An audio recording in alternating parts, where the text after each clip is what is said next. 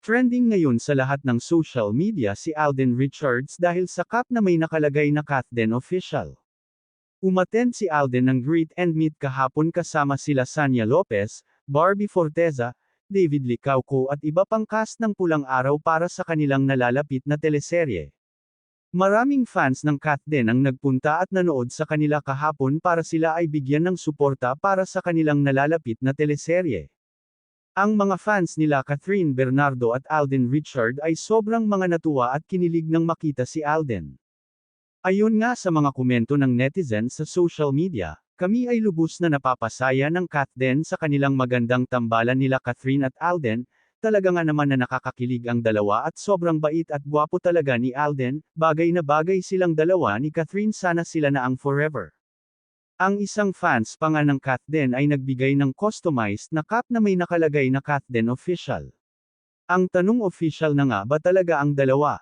Nang tanggapin ni Alden ang cup na binigay sa kanya ay talagang bakas naman sa mukha ng aktor ang saya at kilig neto, matapos makita ang nakalagay at nakasulat sa cup na Kathden Official.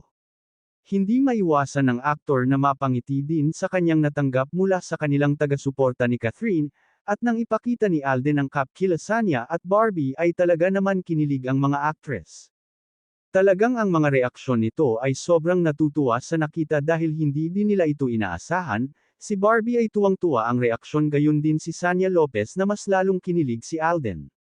At si Alden naman ay nagpapasalamat sa kanilang mga fans na dumalo at sa natanggap niyang cup sa kanyang taga-suporta. Kung ating matatandaan, matapos ang hiwalayan nila Catherine Bernardo at Daniel Padilla noong nakalipas na buwan, naging viral naman ang tambalan nila Aidan at Catherine. Maraming tutol sa tambalan nilang dalawa at marami ding nakasuporta sa dalawa, dahil makikita naman kay Alden kung gaano ito kabait kay Catherine off-cam at on-cam. Mas naging matibay ang kanilang tambalan dahil sa nalalapit nilang pelikula na Hello, Love, Again, na malapit na silang lumipad ng Canada para doon gawin ang nasabing pelikula. Kaya't si Alden ay lubos din nagpapasalamat kay Catherine dahil sa pagiging mabait ng actress.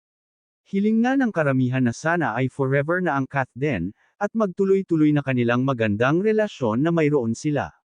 Pamilya ni Catherine ay supportive naman sa actress kung ano ang magiging desisyon nito.